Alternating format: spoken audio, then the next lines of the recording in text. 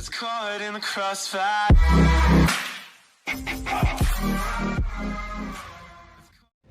Did you access an unauthorized program?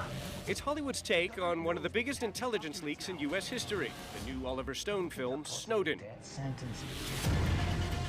It reveals new details about how NSA whistleblower Edward Snowden escaped U.S. authorities. The government knows that we have these documents now.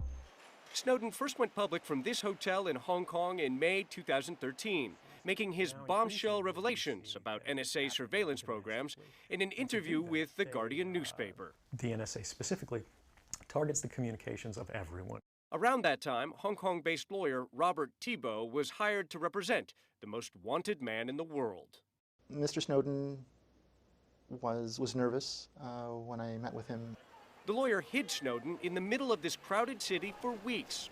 I advised Mr. Snowden to be placed with refugee families in a populated area, as this would be the last place that anybody would look. The film shows, for the first time, how Thibault took Snowden to stay with impoverished asylum seekers who are his clients. These are good people. They won't talk. Now, after staying in the shadows for years... Hi there. I'm Ivan. Nice to meet you. The real refugees who took turns hiding Snowden are going public. Families like Supun Kilapata and Nadika Nonis from Sri Lanka, who gave their bed in a tiny apartment to an American stranger. Where did he sleep? He sleep in our room, the corner room. Vanessa Rodell from the Philippines says Thibault showed up unexpectedly one night at her door with Snowden. Was he afraid? Yeah, he's so afraid. Sorry so much. She didn't know who he was until the next day, when she spotted Snowden's face on the front page of a Hong Kong newspaper. I see the newspaper. It was him.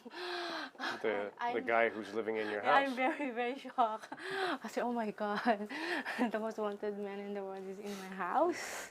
But Rodell continued to shelter and feed Snowden, even though as a refugee, she barely had enough money to feed herself.